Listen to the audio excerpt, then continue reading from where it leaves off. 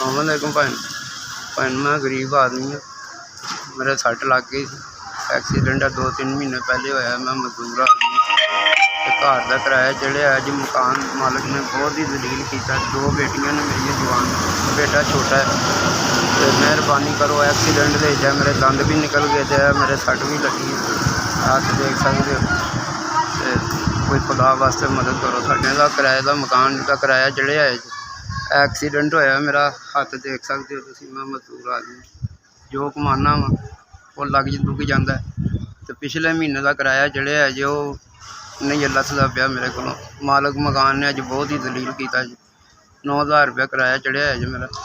तो कोई हो सके तो खुदा खुफी करके मेरी मदद करो।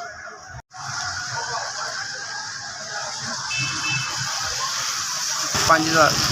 अस्सलामुअलैकुम SPX ਤੁਹਾਡੀ बड़ा शुक्रगुजार हाँ। अल्लाह पाक ਤੁਹਾਨੂੰ तंदुरुस्ती देवे जे तुसीं मेरी 5000 रुपये की मदद की है। अल्लाह पाक ਤੁਹਾਨੂੰ तंदुरुस्ती देवे जे। बड़ियां ही दुआवां देवांगे तुहानूं। गरीब आदमी आ, कामन करते रहा करो साडे माड़ियां नाल। SPX तुसीं मेरा भला कीता। अल्लाह मियाँ 5000 रुपये का तुसीं मेरा भला कीता।